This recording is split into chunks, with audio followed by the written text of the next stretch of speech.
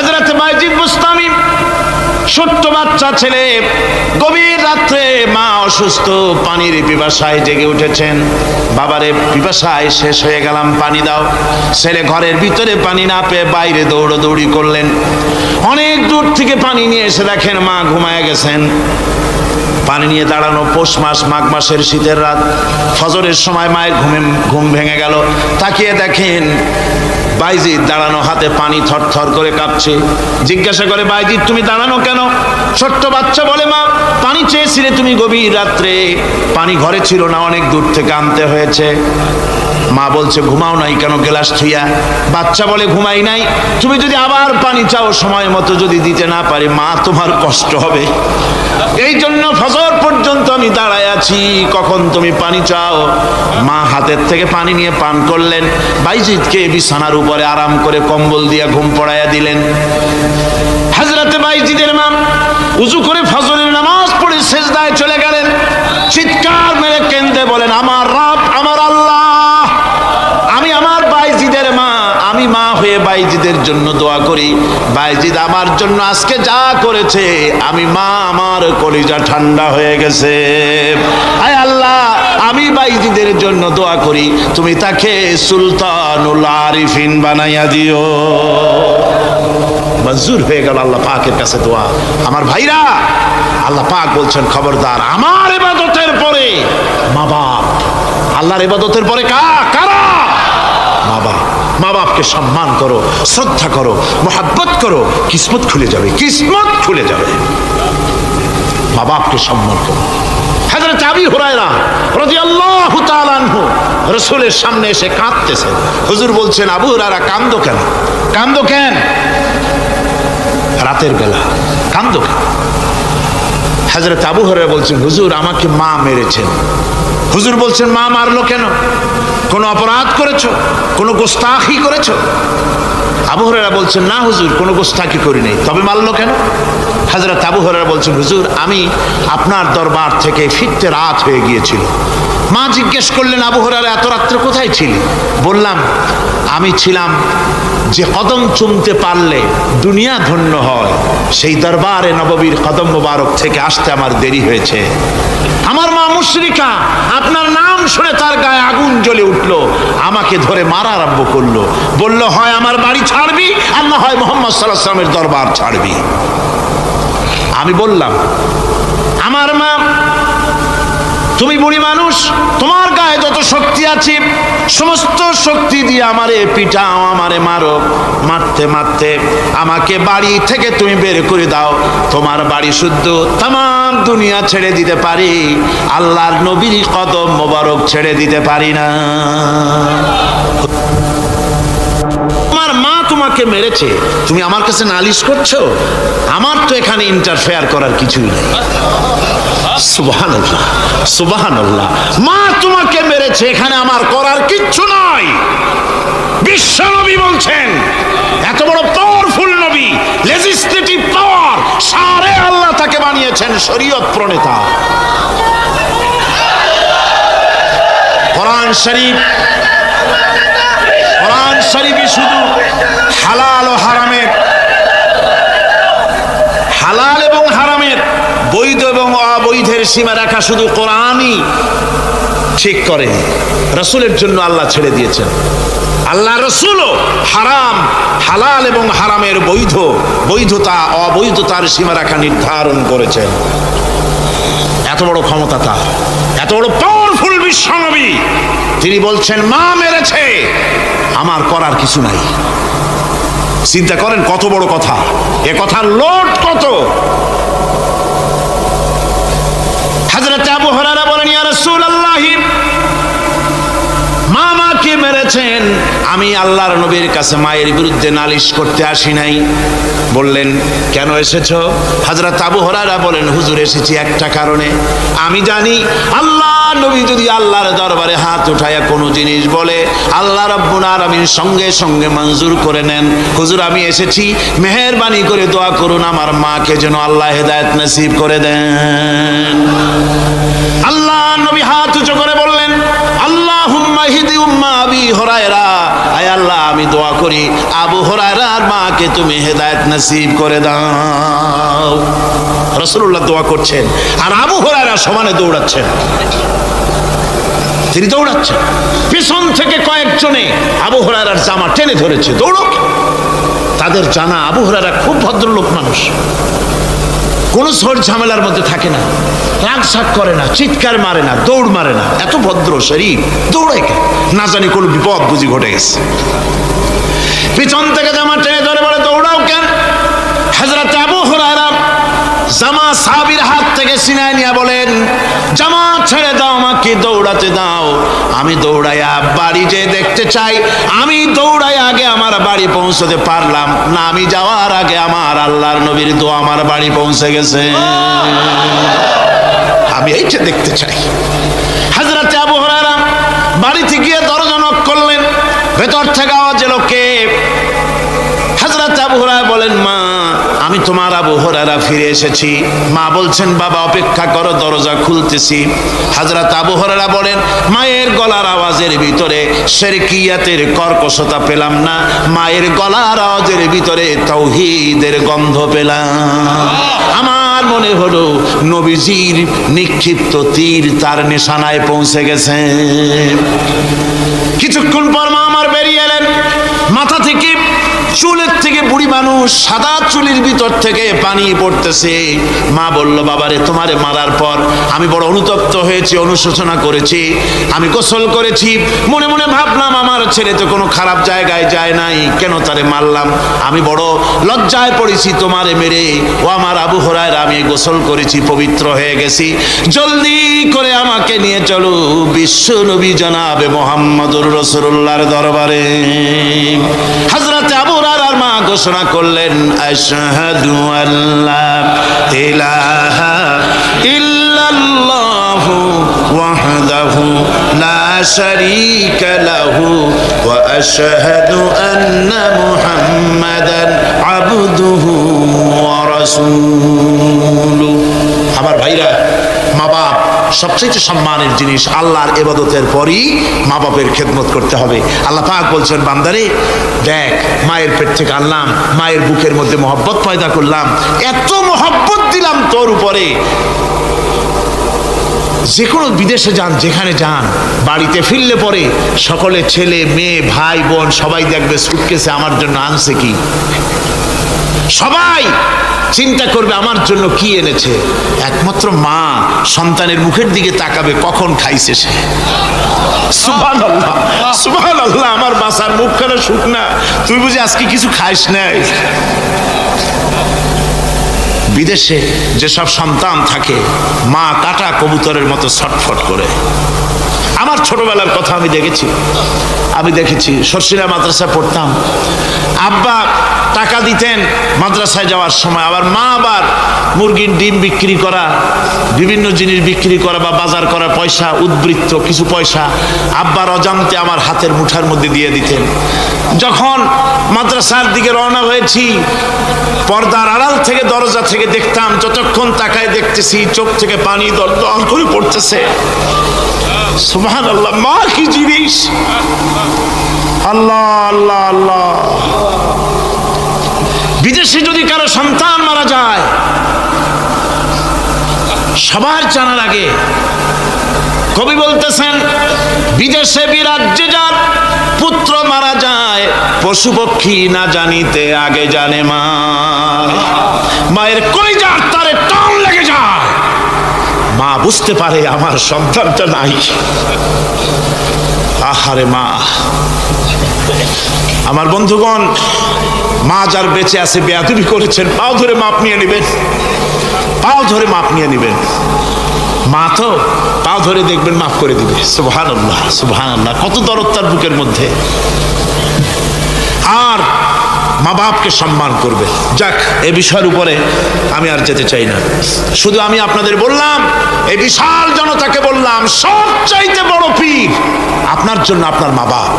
সবচাইতে বড় পীর কে? মা বাপ। সন্তুষ্ট করেন, রুজিতে অভাব ঘটবে না, কোন মাজারে গিয়ে সেজদা দেওয়া লাগবে না, আল্লাহর কসম, মাজারে যাই চাওয়া লাগবে না। মা বাপকে খেদমত করেন, মা বাপকে খুশি করেন, মা বাপকে খাওয়ান, হাদিয়া দেন, মা বাপ খুশি, রুজিতে বরকত হবে, ব্যবসায় বরকত হবে, ঋণগ্রস্ত থাকবেন না, সম্মান আল্লাহ বাড়ায় দিবেন। সুবহানাল্লাহ বিহামদি, রাসূলুল্লাহর হাদিস। খামোখাই মাজারে গিয়ে মরেন আপনারা। কোথায় মাজার, ওরস, নরস শরীফ, গ্যারবি শরীফ, কত কিছু শরীফ, এসব শরীফ বাদ দেন। আল্লাহ, রাসূল, মা বাপ, ওলিউল্লাহ যারা, তাদের দোয়া মঞ্জুর হয়, তাদের দোয়া মঞ্জুর হয়। আল্লাহ পাক ওলিউল্লাহদের মধ্যেও বহুত রেখেছেন, দোয়া আল্লাহর দরবারে কবুল হয়ে যায়। কিন্তু মা বাপের বেলায় কোনো সন্দেহ নাই, ওলিউল্লাহর দোয়া আপনার জন্য কবুল হইতেও পারে, নাও হইতে পারে, কিন্তু মা বাপের দোয়া কবুল হবেই। কোন সুবহানাল্লাহ বিহামদিহি। আমি কিন্তু কোনো অলিউল্লাহকে অশ্রদ্ধা করছি না, তাই করছি নাকি? না, অলিউল্লাহদের মর্যাদা অনেক অনেক, কিন্তু আমরা ভুল করি। যেখানে গেলে 16 আনা পাবো, সেখানে না গিয়ে 4 আনা পাওয়ার সম্ভাবনা আছে, ওইখানে যাই, এইটা করি ভুল। এই জন্য আমি অনুরোধ করব, মা বাপকে সম্মান করবেন। আল্লাহ পাক বলছেন, খালাকাল ইনসানা আল্লামাহুল বায়ান। আমি মানুষকে সৃষ্টি করেছি। কেমনে সৃষ্টি করলাম তা তো এতক্ষণ বললাম। এইভাবে করে মানুষ সৃষ্টি করেছি। দেখো, তোমার নিজের দিকে তাকাও। ফালইয়ানজুরিল ইনসানু মিম্মা খুলিক। কিভাবে মানুষ তোমাকে সৃষ্টি করা হলো, একবার তাকায় দেখো, তোমার শরীরের দিকে একটু তাকায় দেখো তো, কেমনে আমি বানাইলাম, কিভাবে তৈরি করলাম, লক্ষ্য করো। এই যে মাথা, এই মাথাটার ভিতরে আছে কি? মগজ, ব্রেইন। বিজ্ঞানীরা বলেছেন এতে 1000 মিলিয়ন নার্ভ সেলস আছে এর মধ্যে। 1000 মিলিয়ন নার্ভ সেল। সেল হচ্ছে CELL, সেল মানে কোষ। এই 1000 অনুভূতি কোষ, 1000 মিলিয়ন অনুভূতি কোষ রয়েছে মাথার ভেতরে। মস্তিষ্কের এসব কোষগুলি, এসব সেলগুলি, তার মধ্যে আবার আছে নার্ভ ফাইবার, অর্থাৎ সূক্ষ্ম নার্ভ সুতা, সমগ্র শরীরের মধ্যে তা ছড়িয়ে দেওয়া আছে। এই সূক্ষ্ম সুতার মাধ্যমে ঘন্টায় 70 মাইল বেগে শরীরের প্রত্যেকটা অঙ্গ প্রত্যঙ্গের খবর মস্তিষ্কের মধ্যে চলে যায়। সুবহানাল্লাহ বিহামদিহি। আপনার পায়ে যদি কাটা ফোটে, শরীরে যদি ব্যথা লাগে, ঘন্টায় 70 মাইল বেগে সূক্ষ্ম যে তারগুলি আল্লাহ দিয়েছেন, ওই তারের মাধ্যমে আপনার মাথায় চলে যায়। মস্তিষ্কে গেলে পরে তড়িৎ গতিতে সিদ্ধান্ত হয় কাটা তুলতে হবে, অথবা একটা সাপ দেখেছেন, সাপ প্রথম চোখ দিয়ে দেখলেন, চোখ, এই চোখের ভিতরে আপনার 130 মিলিয়ন লাইট রিসেপ্টর আছে, অর্থাৎ বিভিন্ন দৃশ্যকে, ছবিকে ক্যাচ করার মতো 130 মিলিয়ন লাইট রিসেপ্টর গ্রহণযোগ্য মেশিন রয়েছে চোখের ভিতরে। চোখ দিয়ে সাপ দেখলেন, চোখের ভিতরে রয়েছে আবার অসংখ্য তার। এই অসংখ্য তার ব্রেনের সঙ্গে জুড়ে দেওয়া আছে। চোখ সাপ দেখলো, 70 মাইল বেগে প্রতি ঘন্টায় এই খবর তড়িৎ প্রবাহের মতো মস্তিষ্কের ভেতরে চলে গিয়েছে। মস্তিষ্ক সঙ্গে সঙ্গে ডিসিশন দিচ্ছে, দৌড় মারো, অথবা লাঠি হাতে নাও, অথবা যে কোনো একটা পজিশন তাকে সাথে সাথে সিদ্ধান্ত দিয়ে দিচ্ছে। জোরে বলেন সুবহানাল্লাহ। এই অনুভূতি শক্তি যদি আল্লাহ পাক না দিতেন মানুষের শরীরে, পায়ের মধ্যে পাথর ঢুকলে, কাটা তো কাটা, পাথর ঢুকলেও টের পাইতাম না। আল্লাহ পাক এই ব্যবস্থা করে দিয়েছেন মস্তিষ্কের মধ্যে এতগুলি সেল, প্রত্যেকটা সেলের আলাদা আলাদা কাজ। সুখ, দুঃখ, ভালোবাসা, মোহাব্বত, আনন্দ, স্বাদ ইত্যাদি জিনিসের অনুভূতি মস্তিষ্কের ভেতর থেকেই হয়। এখানে সেগুলি রেখে দেওয়া হয়েছে। তারপরে রয়েছে এই মস্তিষ্কের ভেতরে মেমোরি, স্মৃতি শক্তি। দেখুন, এই যে টেপ রেকর্ডারে ওয়াজগুলি রেকর্ড হচ্ছে, তাফসীর রেকর্ড হচ্ছে। কিছুদিন পর ওই রেকর্ডের উপরে আরেকটা কথা যদি উঠান, তাহলে প্রথম কথা থাকবে? প্রথম গান বা ওয়াজ থাকবে? নষ্ট হয়ে যাবে। কিন্তু আল্লাহ রাব্বুল আলামিন আপনার আমার মাথার ভিতরে এমন এক ফিতা দিয়ে দিয়েছেন, এমন একটা মেমোরি ফিতা দিয়েছেন, যেই ফিতার ভিতরে হাজার হাজার লক্ষ লক্ষ কোটি কোটি সমস্ত কথাগুলি ধরবে, আপনি মুখস্থ করতে পারবেন। আগে যা মুখস্থ করেছেন পরে মুখস্থ করলে পরে আগেরটা মুছে যাবে না। সুবহানাল্লাহ বিহামদিহি।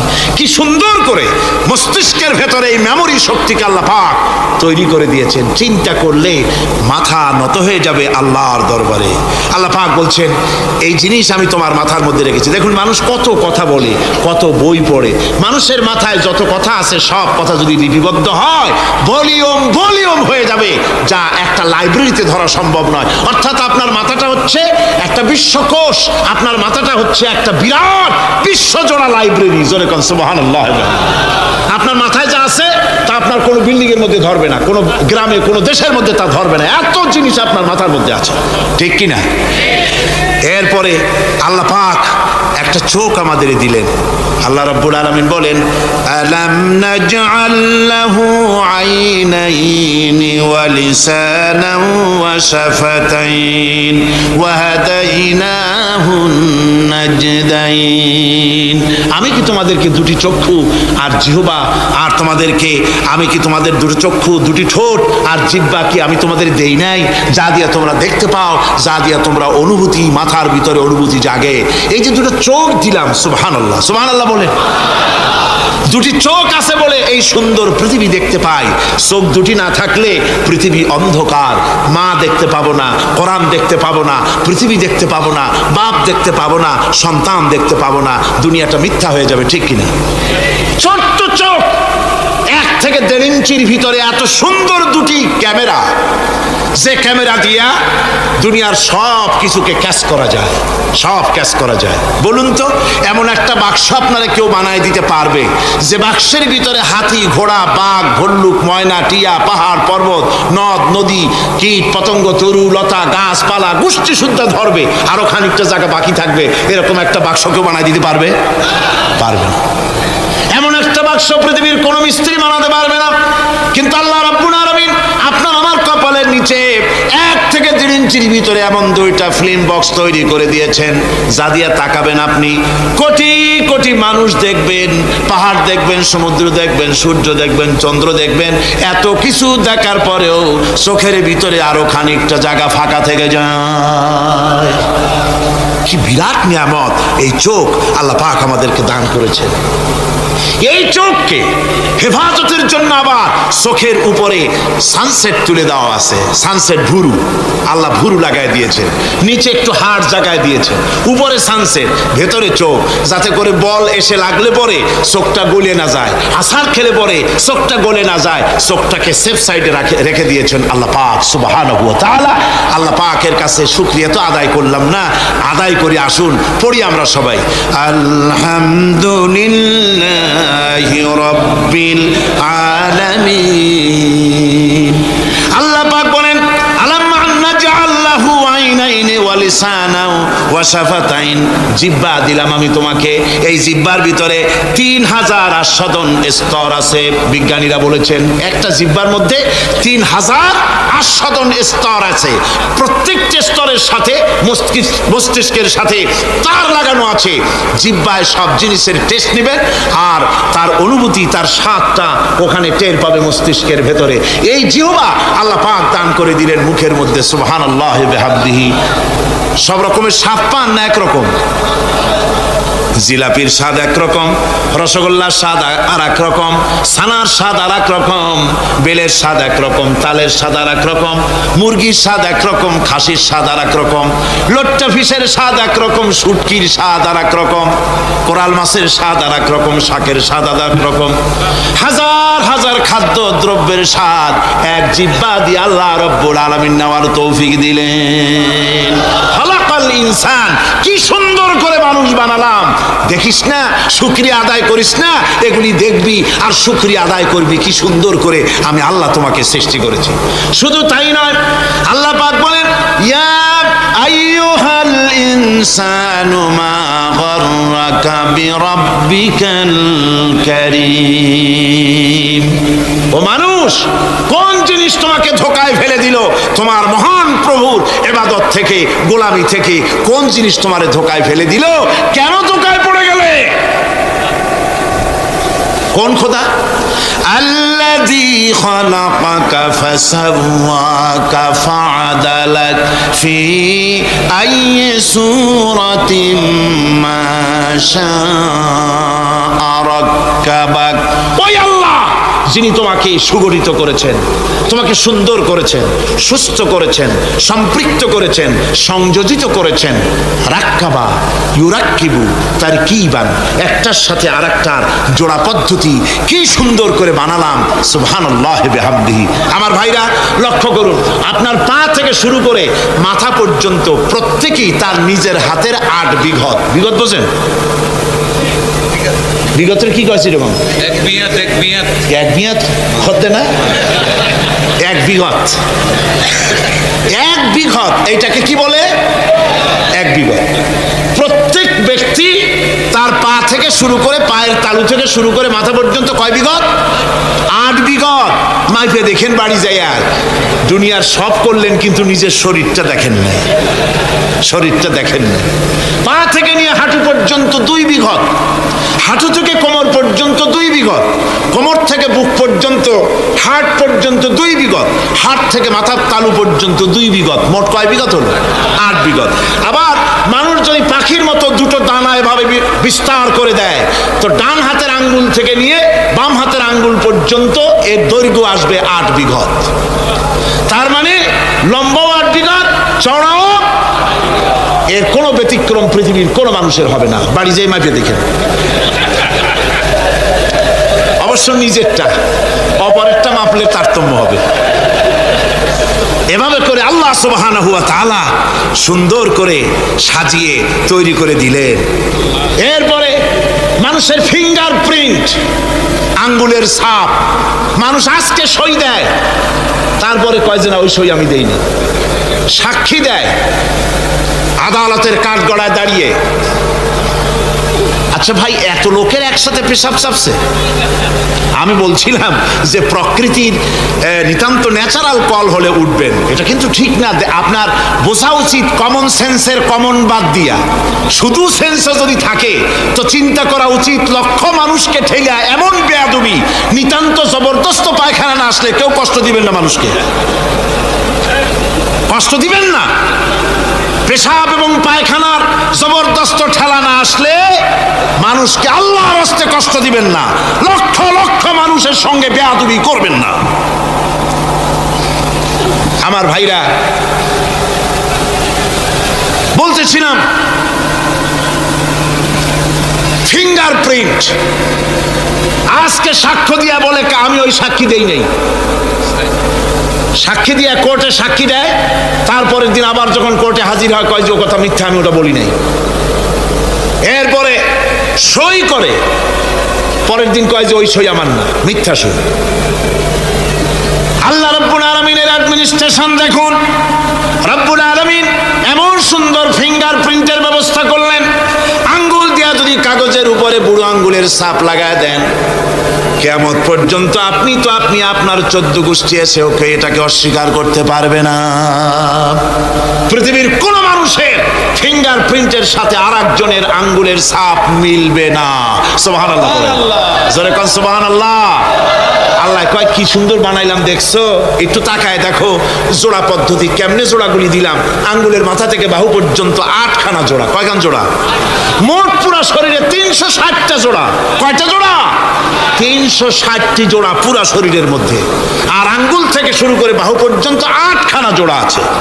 এই যে জোড়াগুলি গুনে দেখছেন কখনো? না, গোনা হয়নি।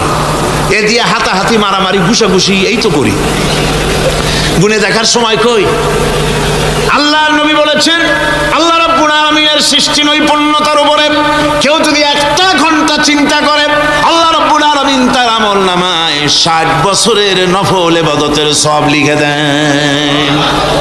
60 বছরের নফল ইবাদতের সওয়াব লেখা যাবে আল্লাহর এই সৃষ্টি নৈপুণ্যতার উপরে চিন্তা করলে। এই যে জোড়াগুলি দেখেন, হাত আঙ্গুলের ভিতরে জোড়াস, কবজায় জোড়াস, কনুইতে জোড়াস। কনুইতে যদি কবজা না থাকতো আপনি খাবার খেতেন, খাবার মুখের দিতে পারতেন না, হাত তো ক্লোজ হবে না, যেহেতু এখানে কবজা নাই, এটা ক্লোজ হবে না। এখানে যদি কবজা না থাকে তাহলে হাতটা হবে একখান লাঠি, অথবা বড় জোর এটাকে বলতে পারেন একখান কাঁটা চামচ। এই কাঁটা চামচ দিয়ে একজন আর একজনের খাওয়াই দিবেন মাত্র, নিজেরটা নিজে খাওয়া যাবে না। তা আবার আঙ্গুলে যদি কবজা না থাকে অপরকে খাওয়াইতে গিয়ে কাঁটা চামচের 2 আঙ্গুল কারো নাকের সেদার মধ্যেও ঢুকে যেতে পারে। এত সুন্দর করে আল্লাহ বানালেন, কত বড় কারিগর তিনি, সুবহানাল্লাহ।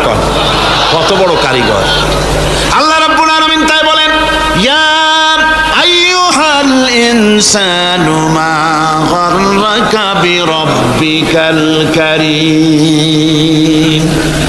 কোন জিনিস তোমাকে ধোঁকায় ফেলে দিল? ওই মহান আল্লাহ রাব্বুল আলামিনের ইবাদত থেকে, গোলামি করা থেকে। কি সুন্দর করে বানালাম। আমার ভাইরা, আমার নিজের জীবনের এক দৃষ্টান্ত আমি প্রায় বলি লোকদেরকে। ছোটবেলায় মাদ্রাসা থেকে বাড়ি ফিরতেছি, তখন গয়নার নৌকা, লঞ্চ নাই, নৌকা। সেই নৌকা বিরাট লম্বা নৌকা, 4-5 জনে দাঁড় বায়, বড় বড় লম্বা লম্বা দাঁড়, সিপ নৌকা, খুব লম্বা নৌকা। এই নৌকাগুলি প্যাসেঞ্জার বহন করে। স্টেশন আসতে পরে ঢোল পিটায়, মানুষ এসে ওঠে। রাতের বেলায় চলতে হয়, রাতেই এগুলো চলতো বেশি, আজকাল এগুলি আর নাই। সেই নৌকার মাঝখানে থাকতো বাঁশ পোতা, 2 দিকে মানুষ শোবে, নৌকার 2 দিকে মাথা দিয়ে, 1 দিকে পা দিয়ে শোবে। ছাত্র জীবন, শুয়ে আছি এরকম করে, কিন্তু পা লম্বা করা যায় না, পা লম্বা করলে আর একজনের বুকের উপরে গিয়ে ওঠে। এভাবে করে পা কতক্ষণ গোটো করে রাখা যায়? কিছুক্ষণ পর মনের মধ্যে চিন্তা জাগলো যে আল্লাহ, হাঁটুতে তো ব্যথা করতেছে, এই হাঁটুগুলি যদি নাট বল্টুর মতো মোড়ায় মোড়ায় খোলার সিস্টেম করে দিতে, তাহলে তো এখন কষ্ট হতো না। ঠ্যাংটারে মোড়াইয়া খুলিয়া তারপরে ব্যাগের মধ্যে ভরিয়া বালিশের কাজও হতো, ঠ্যাংও ব্যথা করতো না। ছাত্র হলে যত চিন্তা মাথার মধ্যে আসে, এই সব চিন্তা, কেনুর মধ্যে একটা মুড়ি পেঁয়াজ হলে ভালো হইতো, এই সব চিন্তা করতেছে। চিন্তা করে করে এক ফাঁকে ঘুম এসে গেল। সকালবেলায় নৌকা যখন ফিরেছে স্টেশনে, ঘুম ভেঙে গেল যাত্রীদের চিৎকারে। একজন বলছে আমার মানি ব্যাগ চুরি হয়েছে, আর একজন বলল আমার হ্যান্ড ব্যাগ গেছে, আর একজন বলছে আমার ব্রিফকেস গেছে, চোরে নিয়ে গেছে। ওরা তো যার যার হারানো জিনিস নিয়ে ব্যস্ত। আমি তখন তওবা করতেছি যে আল্লাহ, আমার বুদ্ধিমতো যে বুদ্ধি রাত্রে করলাম, এই বুদ্ধিমতো যদি মানুষের হাতে এবং কেনুতে থাকতো নাট বল্টুর মতো করে মুড়ি পেঁয়াজ দেওয়া, আর ওইগুলি যদি থাকতো ব্রিফকেসের মধ্যে, হ্যান্ড ব্যাগের মধ্যে, তাহলে তো সকালবেলায় শুনতাম কেউ বলতো যে আল্লাহ আমার তো ঠ্যাং চুরি হয়ে গেছে, কেউ বলতো আমার তো হাত চুরি হয়ে গেছে। আল্লাহ আল্লাহ আল্লাহ আল্লাহ, আল্লাহু আকবার। আল্লাহ সুবহানাহু ওয়া তাআলা কি সুন্দর করে তৈরি করেছেন। এত হাল তারা মিন ফুতুর, আমার সৃষ্টি নৈপুণ্যতার ভেতরে কোনো ভুল দেখতে পাও? কোনো ভুল পাবে না। আমার সৃষ্টি নৈপুণ্যতার ভেতরে কোনো ভুল নাই। সুবহানাল্লাহি বিহামদিহি, সুবহানাল্লাহি বিহামদিহি। এত সুন্দর করে আল্লাহ সুবহানাহু ওয়া তাআলা মানুষ সৃষ্টি করলেন। খালাকাল ইনসান আল্লামাহুল বায়ান, তিনি মানুষকে কথা বলা শিখিয়েছেন, তিনি মানুষকে সৃষ্টি করেছেন এত সুন্দর করে, চামড়া দিয়ে, সুন্দর করে চোখ দিয়ে, চুল দিয়ে, মুখ দিয়ে, কি সুন্দর করে বানিয়েছেন। সুবহানাল্লাহ। দেখুন, পায়ের তালুর চামড়া একরকম, তলার চামড়া আর এক রকম, বুকের চামড়া এক রকম, পিঠের চামড়া আর এক রকম, ঠিক কিনা কর? পায়ের উপরের যে চামড়া, ওই চামড়াটা যদি পায়ের তলায় হতো 2 দিনও হাঁটা যেত না, প্রতি সপ্তাহে 3 বার করে হাফসুল করা লাগবে, কোন ঠিক কিনা? আল্লাহ সুবহানাহু ওয়া তাআলা যেখানে যেটা দরকার তাই দিয়েছেন। আর ওরা বলে কি, কয় যে আল্লাহ নাই, দেয়ার ইজ নো গড। ছাগল কোথাকার। গ্যাগারিন বলেছিলেন, ইউরি গ্যাগারিন প্রথম মহাশূন্যচারী, মহাশূন্য পরিভ্রমণ করে এসে বললেন যে মহাশূন্যের লক্ষ লক্ষ লক্ষ মাইল পরিভ্রমণ করে এলাম মহাশূন্যে। হিন্দুরা যাকে ভগবান বলে, খ্রিস্টান যাকে গড বলে, মুসলমানেরা যারা আল্লাহ বলে, এই লক্ষ লক্ষ মাইলের কোনো জায়গায় অস্তিত্ব দেখলাম না। কিসের আল্লাহ, কিসের গড? নাউজুবিল্লাহি মিন যালিক। কত বড় ছাগল! তুমি দেখবে আল্লাহ রে, তুমি তো নিজের শরীরই নিজে দেখো না। আমরা কি আমাদের নিজের শরীরটা দেখি? আয়নার সাহায্য ছাড়া ঘাটটা কেমন, হিপটা কেমন, ব্যাকটা কেমন, পিছনের উরুটা দেখতে কেমন, আজ পর্যন্ত আয়নার সাহায্য ছাড়া দেখতে পারি নাই। নিজের শরীরটাই দেখতে পারি নাই, আর এই শরীরের স্রষ্টাকে দেখতে চাই। সাহস তো কম না পাগলের। আল্লাহ সুবহানাহু ওয়া তাআলা তিনি মানুষকে সৃষ্টি করেছেন, কত সুন্দর করে তিনি বানিয়েছেন। একবার লক্ষ্য করে দেখো, শুকরিয়া আসবে আল্লাহর দরবারে, মাথা নত হয়ে আসবে। কি সুন্দর করে আল্লাহ পাক বানিয়েছেন। মানুষের শরীরে কিডনি লাগবে দুটি, কিডনি লাগবে একটা। কিডনি কি? কিডনি হচ্ছে আপনার পেশাবকে ছেঁকে বের করে দেয়, একটা দারুণ জিনিস আপনার শরীরের জন্য। কিডনি যদি ইনঅ্যাক্টিভ হয়ে যায়, হাত পায়ে পানি এসে হাত পা ফুলে আপনি মৃত্যুর দিকে এগোতে থাকবেন। এই কিডনি, এই ছাকনি মাত্র একটা হলে চলে, কিন্তু আল্লাহ পাক ছাকনি, এই কিডনি দিয়েছেন দুটো। কটা দিলেন? দুটো। একটা যদি কখনো ডিসঅর্ডার হয়ে যায়, আর একটা দিয়ে যেন আমার বান্দা কাজ চালায় নিতে পারে। সুবহানাল্লাহ বিহামদিহি, সুবহানাল্লাহ।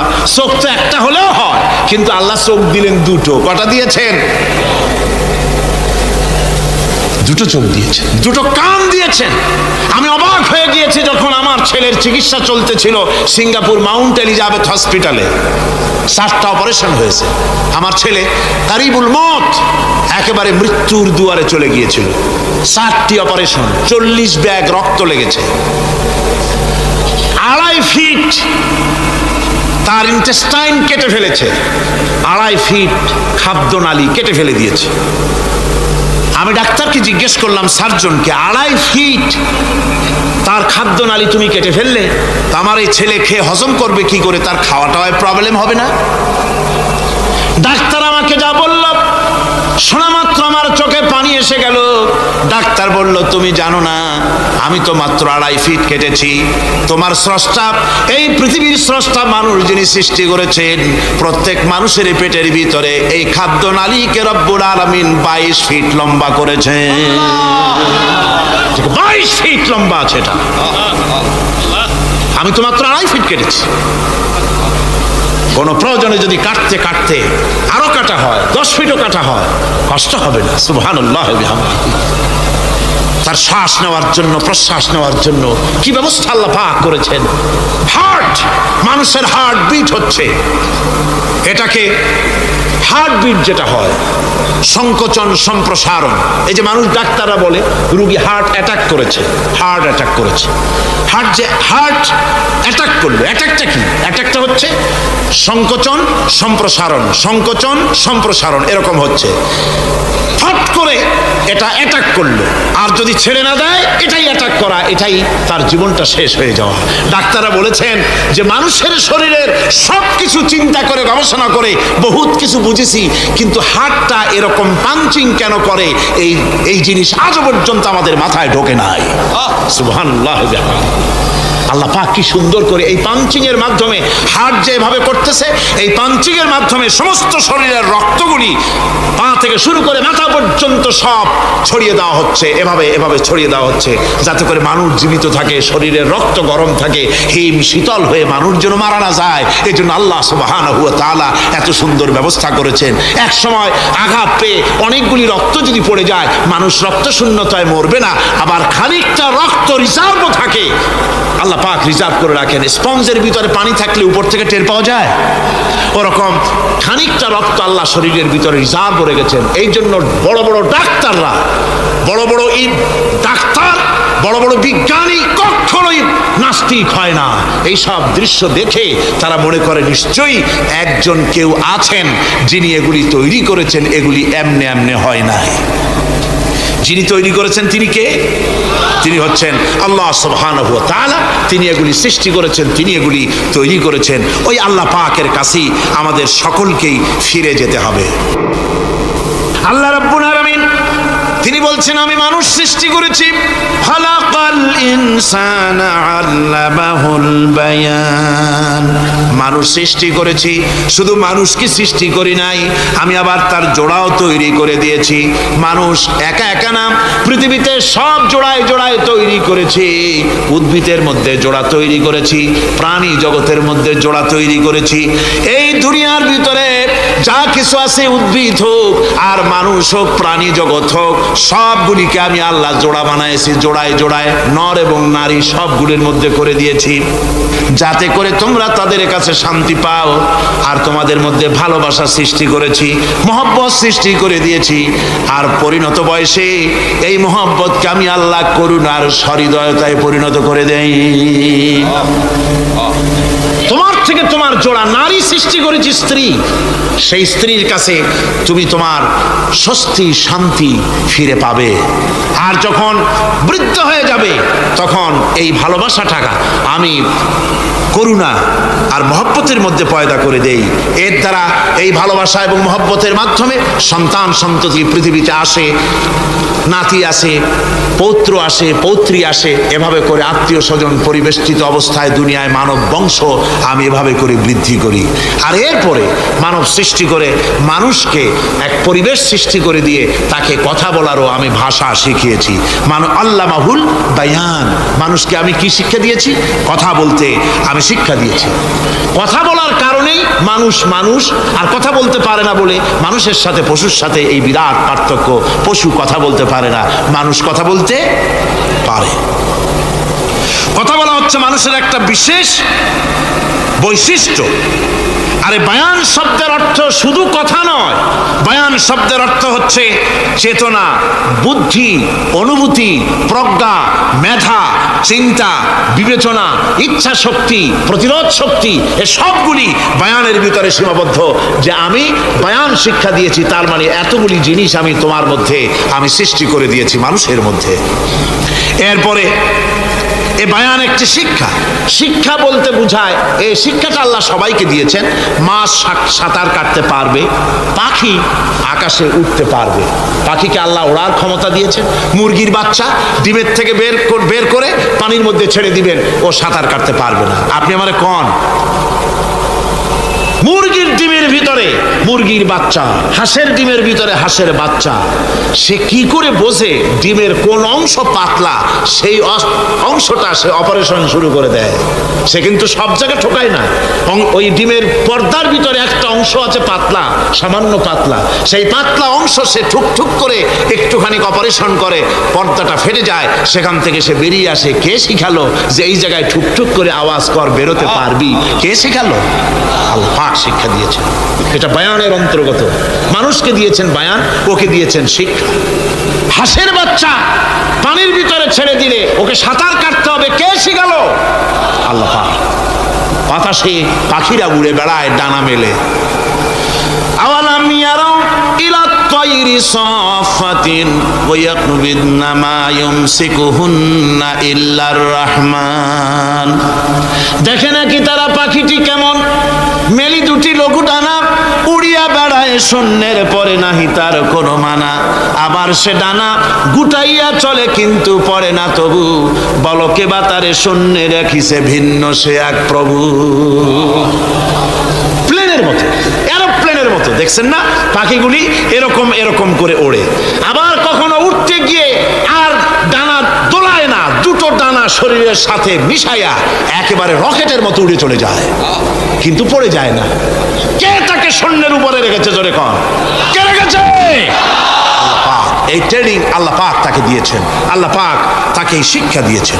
এই শিক্ষা, পানিতে সাঁতার কাটবে মাছ, বায়ুতে ভেসে বেড়াবে পাখি, তারপরে মানুষের চোখের পলক পড়বে, পাকস্থলী হজম করবে, এসব শিক্ষা আল্লাহই দিয়েছেন। প্রত্যেকটা জিনিসকে সৃষ্টি করেছেন, আর তার কাজটাও কিভাবে হবে তাও আল্লাহ পাক শিখিয়ে দিয়েছেন। এই জন্য শুধুমাত্র এই শিক্ষাটুকুনি নয়, মূল শিক্ষা হচ্ছে আল্লামাহুল বায়ান।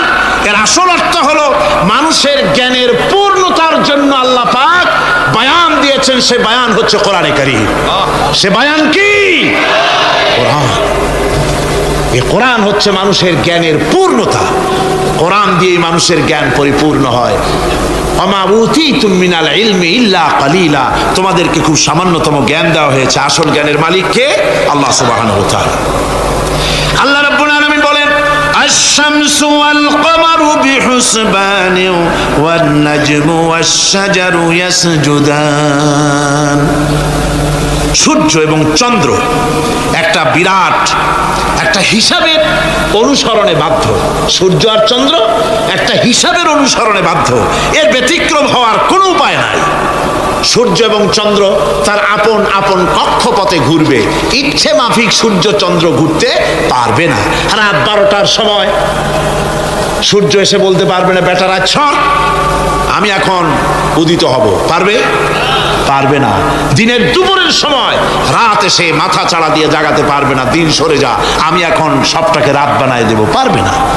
চন্দ্র এবং সূর্য একটা নির্ধারিত একটা হিসাবের অনুসরণে তারা রয়েছে, আর এই হিসাবের নিয়ম, কঠোর হিসাবের নিয়মতান্ত্রিকতার ভেতরে থাকার কারণেই মানুষের জন্য চন্দ্র, মাস, বছর ইত্যাদি গণনা মানুষের জন্য আল্লাহ সহজ করে দিয়েছেন। আল্লাহ পাকের নবীর কাছে জিজ্ঞাসা করা হচ্ছে ওয়ায়াসআলুনাকা আনিল আহিল্লা, ও নবী আপনাকে প্রশ্ন করা হয় চাঁদ সম্পর্কে। কাফেররা প্রশ্ন করেছে চাঁদের ক্রমবর্ধমান ক্রমহ্রাস কেন, চাঁদ বাড়ে কেন, কমে কেন, আপনারে জিজ্ঞাসা করা হয়, আপনি জবাবে বলুন কুল হিয়া মাওয়াকিতু লিন্নাস, বলুন এ চাঁদ হচ্ছে মাস, দিন, বছর গণনা করার জন্য, গোটা পৃথিবীবাসীর জন্য আমি একটা স্থায়ী ক্যালেন্ডার আকাশে ঝুলায় রাখছি। জোরে কোন সুবহানাল্লাহ। বিনা পয়সার ক্যালেন্ডার কে ঝুলায় রাখছেন? আল্লাহ সুবহানাহু ওয়া তাআলা, তিনি ঝুলিয়ে রেখেছেন এই ক্যালেন্ডারকে। আর এই চন্দ্র সূর্য নিজের ইচ্ছা মাফিক চলতে পারে না। আল্লাহ পাক কোরআনে কারিমে বলেছেন আফা গায়রা দীনিল্লাহি ইয়াবগুন ওয়া লাহু আসলামা মান ফিস সামাওয়াতি ওয়াল আরদি তাওআন ওয়া কারহা, তোমরা কি আমার দেওয়া জীবন ব্যবস্থা ছেড়ে দিয়ে মানুষের তৈরি করা, অন্যের তৈরি করা মতবাদ গ্রহণ করতে চাও? ওয়ালাহু আসলামা মান ফিস সামাওয়াতি ওয়াল আরদ, অথচ আকাশে যা কিছু আছে, জমিনে যা কিছু আছে, সব আমার কি করছে? আমার হুকুম মেনে, আমার আনুগত্য করে তারা চলছে, আনুগত্যের সামনে মস্তক অবনত করে দিয়েছে। তাই তো আমরা দেখতে পাই তাল গাছে কোনোদিন বেল হয় না, হয়? চট্টগ্রামে হয় বোধহয়, তাল গাছে বেল হয়, নারকেল গাছে আম হয়, নিম গাছে লিচু হয়? হয় না। আল্লাহর সুন্নতের ভিতরে কোনো পরিবর্তন পাওয়া যাবে না। দেখুন বঙ্গোপসাগরের পানি মিষ্টি না নোনা? সবাই বলুন মিষ্টি না নোনা?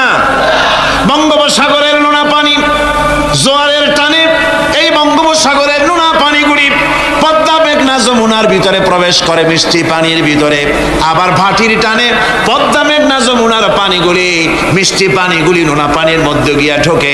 মাঝখানে কোনো পার্টিশন নাই, নোনা পানি মিষ্টি পানির এলাকাকে নোনা বানাতে পারে না, আবার মিষ্টি পানিগুলি গিয়া নোনা পানিগুলিরে মিষ্টি বানাইতে পারে না। কার হুকুম পালন করে? কার হুকুম? النجم والشجر يسجدان والسماء رفعها ووضع الميزان, তারকা বৃক্ষরাজি সব সেজদায় রত। তারাই সেজদা দেয় কারে? কারে সেজদা দেয়? চাঁদ সেজদা করে কাকে? সূর্য করে কাকে? গাছপালা করে কারে? আল্লাহ পাককে সেজদা করে সবাই। সমস্ত সৃষ্টি জগতের কাজ হলো তিনটা। সৃষ্টি জগতের কাজ কয়টা?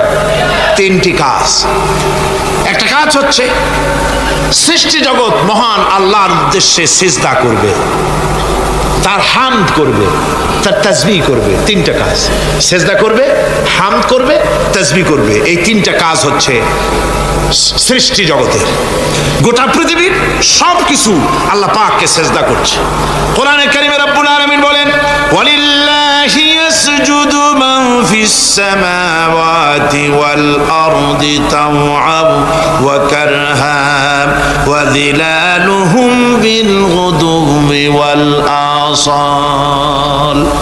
আল্লাহ পাক বলেন আকাশে যা যা কিছু আছে, জমিনে যা কিছু আছে, সব কিছু আমার সেজদা করে। এমনকি গাছও আমার সেজদা করে।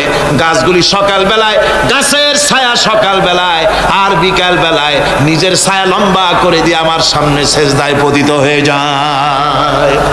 গাছগুলি আমাকে সেজদা করে, তারকা সমূহ, চন্দ্র সূর্য সব আমাকে সেজদা করে। ওয়ালিল্লাহি ইয়াসজুদু মা ফিস সামাওয়াতি ওয়া মা ফিল আরদ মিন দাব্বাতিন ওয়াল মালাইকাতু ওয়া হুম লা ইস্তাকবিরুন। আকাশ এবং জমিনে যা কিছু আছে আমার সিজদা করে। আমার সিজদা থেকে কেউ অহংকার করে না, অহমিকতা করে না। আমার সিজদা থেকে কেউ ফিরে যায় না, সবাই আমাকে সিজদা করে। সুতরাং ও মানুষ, আমার দরবারে সিজদায় মাথা নত করে দাও। সবগুলি আমার সামনে সিজদা করতেছে। আলাম তারা আন্নাল্লাহা ইয়াসজুদু লাহু মান ফিস সামাওয়াতি ওয়া মান ফিল আরদ ওয়াশ শামসু ওয়াল কামারু ওয়ান নুজুমু ওয়াল জিবালু ওয়াশ শাজারু ওয়াদ দাওয়াবু ওয়া কাসীরুম মিনান নাস। আল্লাহ পাক বলছেন, আকাশ এবং জমিনে যা আছে সব আমাকে সিজদা করছে। চাঁদে, সূর্যতে, গাছপালায়, পাহাড় পর্বতে সবকিছু, সমস্ত প্রাণী জগৎ পর্যন্ত, চতুষ্পদ জন্তুগুলি পর্যন্ত আমি আল্লাহকে সিজদা করে। সুবহানাল্লাহ, সুবহানাল্লাহ কোন? সব সেজদা আল্লাহর জন্য। সুতরাং আল্লাহ পাককে সেজদা করতে হবে। এই সেজদা দিয়া ধন্য হচ্ছে সমস্ত সৃষ্টি জগৎ। মানুষ শুধু আল্লাহ পাককে সেজদা করছে না, অনেক মানুষ সেজদা থেকে গাফিল। সেই জন্য গতকালও আমি আপনাদের সামনে বলেছিলাম, আল্লাহকে সেজদা দিবেন, সেজদাই বেশি মজা। সেজদাই যদি না দিতে পারলেন তাহলে দিবেনটা কি? আপনাকে সৃষ্টি করা হয়েছে সেজদার জন্য। মানুষ যেমন সেজদা দিতে পারে নাক দিয়া, কপাল দিয়া, হাত দিয়া, পা দিয়া, হাঁটু দিয়া, মানুষ যেমন সেজদা দিতে পারে মানে শরীর অঙ্গ প্রত্যঙ্গ দিয়ে, এইভাবে কিন্তু পৃথিবীর অন্য কোনো প্রাণী সেজদা দিতে পারে না। দেখুন না, আপনার বাড়ির একটা বিড়াল অথবা ছাগল অথবা গরু, ওরে নাক আর কপাল দিয়ে মানুষে যেমন সেজদা দেয়, ওইরকম সেজদা দেওয়াতে চেষ্টা করে, চারটা ঠ্যাং নিয়ে উল্টে পড়ে যাবে, সেজদা দিতে পারবে না। সেজদা নাক আর কপাল দিয়া সেজদার ব্যবস্থা আল্লাহ মানুষের জন্যই করেছেন। সুবহানাল্লাহ ওয়া বিহামদিহি। বেশি করে আল্লাহ পাককে সেজদা করতে হবে, আর তাসবিহ করতে হবে। আল্লাহ পাকের তাসবিহ করবেন কার? ইউসাব্বিহু লিল্লাহি মা ফিস সামাওয়াতি ওয়া মা ফিল আরদ। সাব্বাহা ইউসাব্বিহু তাসবিহান। অতীতে তাসবিহ পড়েছে, বর্তমানে তাসবিহ পড়ছে, ভবিষ্যতেও তাসবিহ পড়বে। আল্লাহ যা আছে আকাশে, যা আছে জমিনে, তাসবিহ পড়বে কার? আল্লাহ পাকের তাসবিহ পড়বে। সুতরাং এই পৃথিবীতে যা আছে সব আল্লাহর তাসবিহ পড়ছে। আমরা বুঝি না, ওদের ভাষা বুঝি না। বাতাস তার শনশন রবে, পানি তার কুলুকুলু নাদে, পাতা পল্লবগুলি তার মর্মর রবে, পাখি তার কলকাকলিতে, ইত্যাদি যত রকমের শব্দ আমাদের কানে আসে, সমস্ত শব্দের মধ্যে আল্লাহর জিকির হয়, আমরা বুঝি না। কোরআনে কারীম এই কথাটা এভাবে বলছেন, ওয়া ইম মিন শাইইন ইল্লা ইউসাব্বিহু বিহামদিহি ওয়ালাকিন লা তাফকাহুনা তাসবিহাহুম।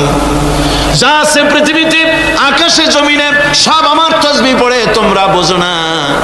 ওই ফাল্গুন মাসে, চৈত্র মাসে, বসন্তকালে গাছের ডালে ডালে কোকিল বসে ডাকে কুহু কুহু করে, তুমি শোনো কুহু কুহু, আসলে তো কুহু কুহু না, ওরা ডাকে আল্লাহু আল্লাহু। পড়েন সবাই, আল্লাহু আল্লাহু আল্লাহু আল্লাহু আল্লাহু। সব কিছু আল্লাহ পাকের জিকির করছে, আল্লাহর তাসবিহ করছে। والسماء رفعها ووضع الميزان ألا تطغوا في الميزان وأقيموا الوزن بالقسط ولا تخسروا الميزان। আকাশ মণ্ডলকে তিনি সুউচ্চ করে রেখেছেন এবং মানদণ্ডকে তিনি প্রতিষ্ঠিত করেছেন। সুতরাং মানদণ্ডকে বিপর্যস্ত করো না, মানদণ্ডকে প্রতিষ্ঠিত করো। আর পাল্লার দাড়িকে খবরদার বাঁকা করে দিও না। এই যে মিজান শব্দ আল্লাহ তিনটি আয়াতে, তিন জায়গায় আল্লাহ মিজান শব্দ ব্যবহার করলেন। এই মিজান হচ্ছে মানদণ্ড। এই মানদণ্ড কি? সূরা আল হাদিদের মধ্যে আল্লাহ পাক এটা আরো সুন্দর করে এখানে বলেছেন, লাকাদ আরসালনা রুসুলানা বিল বাইয়িনাতি ওয়া আনজালনা মাআহুমুল কিতাবা ওয়াল মিজানা লিয়াকুমান নাসু বিল কিসত। আমি রাসূলদেরকে, অবশ্যই আমি আমার রাসূলদের পৃথিবীতে প্রেরণ করেছি, তাদের সাথে দিয়েছি বাইয়িনাত, তাদের সাথে দিয়েছি কিতাব, আর তাদের সাথে দিয়েছি আমি মিজান। সমস্ত নবীদেরকে তিনটা জিনিস দেওয়া হয়েছে কোরআনে। এখানে বলা হচ্ছে কয়টা জিনিস? তিনটা। একটা হচ্ছে কিতাব, একটা হচ্ছে বাইয়িনাত, আর একটা হচ্ছে মিজান। বাইয়িনাত হচ্ছে যে সমস্ত দলিলের মাধ্যমে বোঝা যায় যে উনি আল্লাহর পয়গম্বর, এগুলি হচ্ছে বাইয়িনাত। আর কিতাব হচ্ছে আল্লাহর পক্ষ থেকে যে ওহীর মাধ্যমে যে কিতাব আসছে সেই কিতাব। আর মিজান হচ্ছে ন্যায় বিচার, সুষ্ঠু বিচার। এই সুষ্ঠু বিচার যা দিয়ে হক এবং বাতিলকে বোঝা যায়, এই ন্যায় বিচার, সুষ্ঠু বিচার কোরআনের মাধ্যমে আল্লাহ পাক নবীদেরকে দান করেছেন। সুতরাং এই পৃথিবীতে যদি আমরা শান্তি চাই, স্বস্তি চাই, আমরা যদি নিরাপত্তা চাই, তাহলে মিজান, জাস্টিস কায়েম করতে পারে কেবলমাত্র কোরআন। এই কোরআনের আইন অনুযায়ী জীবন পরিচালিত করতে পারলে আমরা দুনিয়ায় শান্তি পাবো। এমনকি আল্লাহ পাক সমস্ত ন্যায় বিচার শিখাইছেন, পরের হক কিভাবে আদায় করবেন, দরিদ্রের হক কিভাবে আদায় করবেন। এমনকি ওজন করতে গিয়ে আপনি যেন কোনো ক্রেতাকে না ঠকান, সে কথাও আল্লাহ বলেছেন। খবরদার, পাল্লার দাড়িটাকে কখনো বাঁকা করো না, উল্টা পাল্টা করো না। একথা কোরআনে কারীমের মধ্যে আল্লাহ পাক পরিষ্কার করে আমাদের সামনে বলে দিলেন। আমার বন্ধুগণ, এরপরে সর্বশেষ আমি শেষ করে এনেছি আর মাত্র দুটি আয়াত আপনাদের সামনে বলে আমরা যাব আকর্ষণীয় মুনাজাতের দিকে ইনশাআল্লাহ। সবাই বলেন ইনশাআল্লাহ।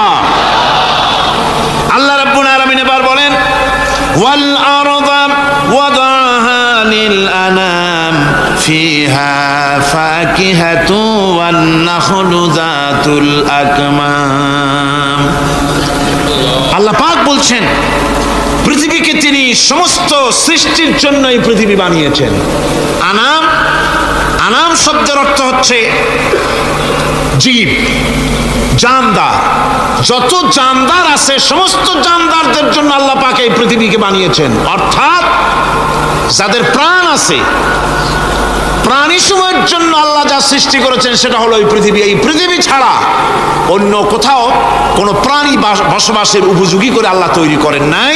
এই পৃথিবীটা কি আল্লাহ পাক প্রাণীদেরকে বসবাসের উপযোগী করে তৈরি করেছেন। তারপরে বলছেন, পৃথিবী তো তৈরি করলাম, এরপরে আমি তাদের সমস্ত খাবার দাবারের ব্যবস্থাও করেছি। ওয়ান নাখলু যাতুল আকমাম, খেজুরগুলিকে আমি প্যাকেট করে তোমাদের সামনে দিয়েছি, আচ্ছাদন